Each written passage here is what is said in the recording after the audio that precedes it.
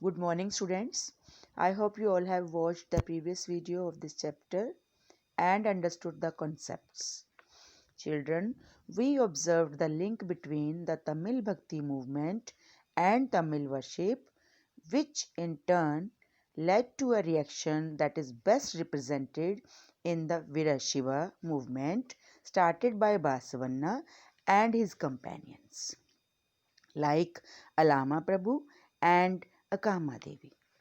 This movement began in Karnataka in the mid 12th century. The Virashivas debated strongly for the equality of all human beings and against Brahminical ideas about caste and the treatment of women.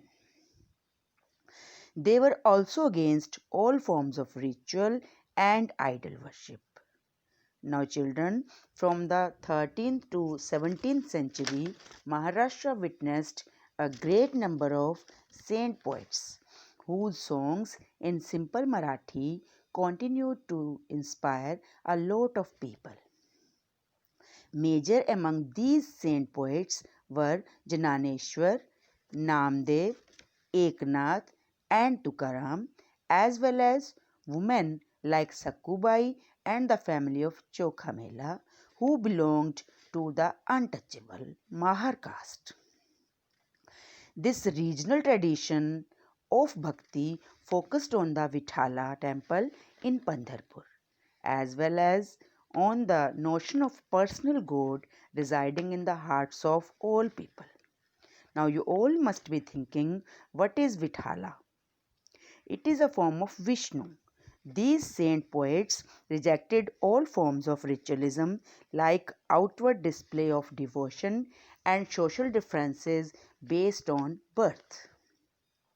They even rejected the idea of abandonment of world and preferred to live with their families, earning their livelihood like any other person, while humbly serving fellow human beings in need. Moreover, a new idea emerged which insisted that bhakti lay in sharing others' pain. As the famous Gujarati saint Narsi Mehta said, they are Vaishnavas who understand the pain of others. A lot of religious groups that emerged during this period criticized the ritual and other aspects of traditional religion and the social order, using simple logical arguments. Among them were the Nathpanthis, Siddhacharas, and Yogis.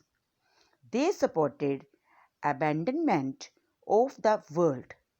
To them, the path to salvation lay in meditation on the formless ultimate reality and the realization of oneness with it.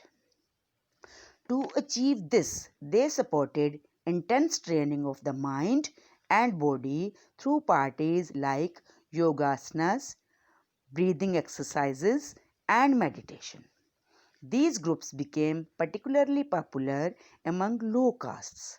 Their criticism of traditional religion created the basis for devotional religion to become a popular force in northern India. Now, let us study about Islam and Sufism. The sons had much in common with the Sufis, so much that it is believed that they adopted many ideas of each other. Basically, Sufis were the Muslims who spent their life communicating with the spirit of God. They refused to display their religiosity and emphasized love and devotion to God and show sympathetic pity towards all fellow human beings. Islam spreaded out the idea of believing in one God or submission to one God. Believing in one God is also known as monotheism. In the 8th and 9th century, religious scholars developed different aspects of the holy law or Shariat and study of Islam. While the religion of Islam gradually became more complex, Sufis provided it with an additional dimension that favored a more personal devotion to God. Moreover, the Sufis often rejected the elaborate rituals and codes of behavior demanded by Muslim religious scholars. They tried to find union with God. Like the saint poets, the Sufis too composed poems expressing their feelings and rich literature. In prose, including short stories of real persons and truth developed around them. Among the great Sufis of Central Asia were Ghazali, Rumi, and Sati, like the Nathpanthis, Siddhas, and Yogis. The Sufis too believed that the heart can be trained to look at the world in a different way. They developed elaborate methods of training using zikr, which is chanting of a name or sacred formula. Another methods are contemplation, sama, which is singing, rags, which is dancing, discussion of parables, breath control, etc. Under the guidance of a master or a peer, in this way emerged the silsila, a spiritual genealogy of Sufi teachers, each following a slightly different method or tariqa of instruction and ritual practice. A large number of Sufis from Central Asia settled in Hindustan from the 11th century onwards. This process was strengthened with the establishment of the Delhi Sultanate, when several major Sufi centers developed all over the subcontinent. The Chishti Silsila was among the most influential orders. It had a long line of teachers like Khawaja Muinuddin Chishti of Ajmer, Qutbuddin Bakhtiyar Kaki of Delhi, Baba Farid of Punjab, Khawaja Nizamuddin Aulia of Delhi, and Banda Nawaz Jiasu Daraz of Gulbarga.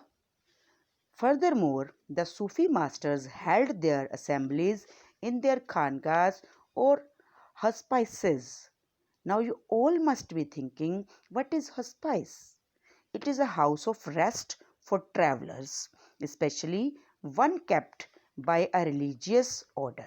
Devotees of all descriptions, including members of royalty and nobility, and ordinary people flocked to these khangas.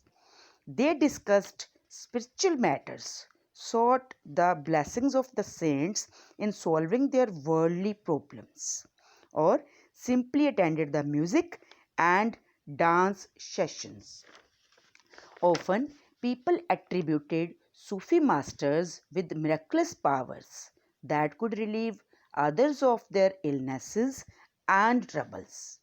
The tomb or dargah of a Sufi saint became a place of pilgrimage on which thousands of people had faith.